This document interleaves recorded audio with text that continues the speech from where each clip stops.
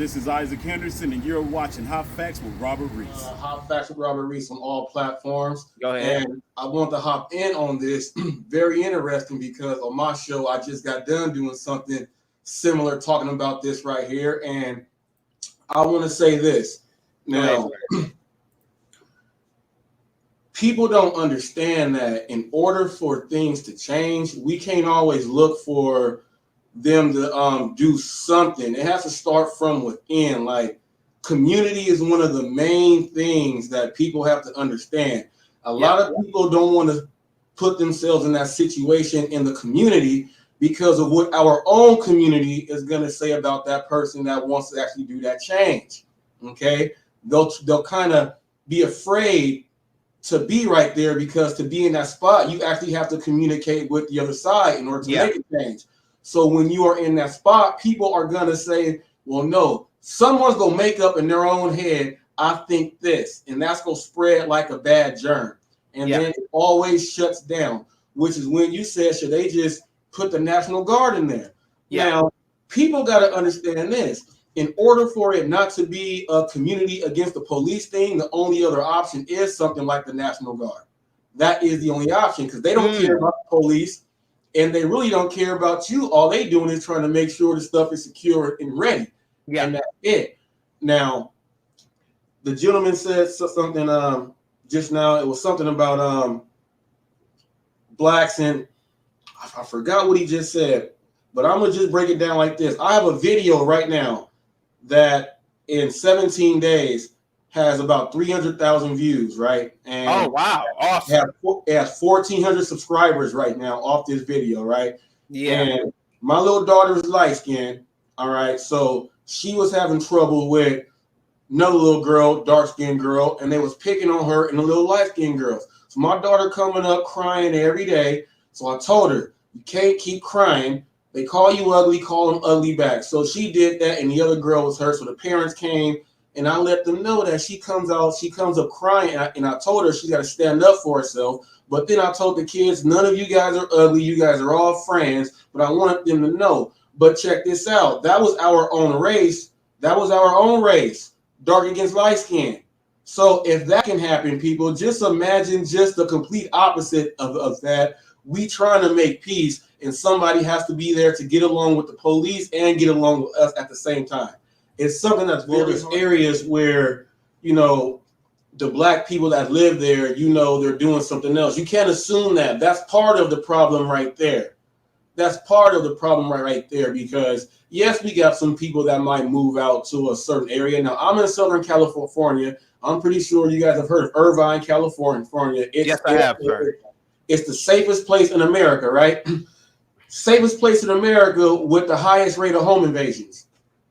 Okay, now check this out. The people from LA, when something bad happens, let's say their house got shot up or something happened, someone got some money medically or something, that's where they're moving out to, right? Yeah. They moving out right there. So they're moving right in Irvine. Now, it's a park that sits right across the street from the Irvine Police Department. And that park right there, they have the low income housing in Irvine, where you can go and live with 3 bedrooms and a loft when it's supposed to cost like $2,700. They can get up in there for $1,000, right? So they get up inside there, they live in. Now they bring in a family from the hood to come live with them because they got the loft up there and everything. Now what you think happened? That park right there, that's attached, that's right there, is now the violent park right there. It's now the violent park. Now this is what the police did.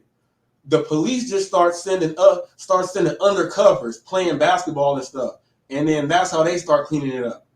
They found another way, you know what I'm saying, to not just have the police presence there. They found another way to put the police presence there. So when they were watching them set up shop, beating up the little boys for their Xanax and all that stuff, now they had undercovers there, and then that's how they cleaned it up. They go full on with the police, black and whites. You know, I got to say this, and I'm trying not to bring up race at all. I mean, you guys have, and that's fine. And I see you in the back, Mobley. Give me a second. For some reason, the Japanese, they're able to self-govern. They don't necessarily need stringent on society to keep them in order. They don't need people to remind them not to litter. They just have a culture of, if I have a bag of food, I'm going to put this in the trash. If I'm in the bathroom, I'm going to clean up. I don't want to rely on the janitor to clean up. Now, there is a janitor, but I'm going to clean up. They just have a culture of this. It may go back thousands of years. I don't know. Other groups of people don't have this type of culture. They just don't. They could be black, white, whatever. They just don't have this. And what I'm saying is that until we evolve, until certain cultures evolve, you're going to have a military presence within the school system to actually push relationships amongst themselves, instead of just trying to push for them to actually be sexually, or when you become sexually active. You see what I'm saying? They don't say if, they say when you become sexually active. Oh, sexual education, but nobody's talking about relationship, man. And that's why you have so many people right now, when they get to relationship, they think by the second, third week, I should be smashing. That's crazy. Hey, do you think do you think that if they do try to implement that, let's say teenage girl get pregnant, in order for her to get all these benefits, the family of the boy and the boy has to get in that program too, to start teaching it like that? That would be awesome. That would be awesome if they did something like that. Like, I mean, it's like, dude, now that you got this girl pregnant, actually, we're going to have to put this brace on your leg, and this brace is going to show that you actually are doing like 5 hours of work at this job, because you, man. And not only that, it is, to me, I feel like it was sent out a signal to all the other young dudes, like, hey, I ain't trying to be messing around with no girl and getting her pregnant, because they ain't planning about putting that brace around your leg and making you go to work, man. Like, man. But the thing is, I kid you not, there's just no accountability for it, though. I mean, brothers, we can sit there and have multiple baby mamas. Nobody's gonna come for us. They don't care. Now they can say child support all they want to, but it's like, I don't have to get a job. I can just live off the government right now. I mean, I can get a free phone, housing. I can use my mom address. Blah blah blah blah blah. I mean, it's definitely. Yeah, I think we need more people that are visible in the communities to actually just show more. And I think more people in the light on TV and things like that need to be showing that, because when you watch, you got men wearing purses and high heels and trying to be a thug at the same time. Like they're all, you got people like that leading the way. So if you got people like that leading the way, there is, like, come on now. You know what I mean? Like, come on now. You don't see now the strong good time. You don't see James Evans. You don't see James Evans no more. You don't see a Carl Winslow being portrayed no more. You don't see these things being portrayed no more. Now you see a dude in the space boots wearing the almost girl dress, and he got a Tech 9 in one hand and a purse in the other hand. I'm just saying, where did our values come from?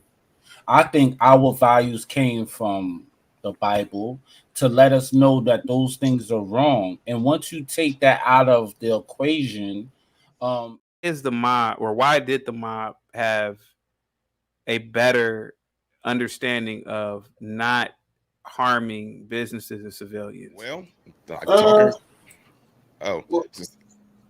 well, you know what? I feel like this.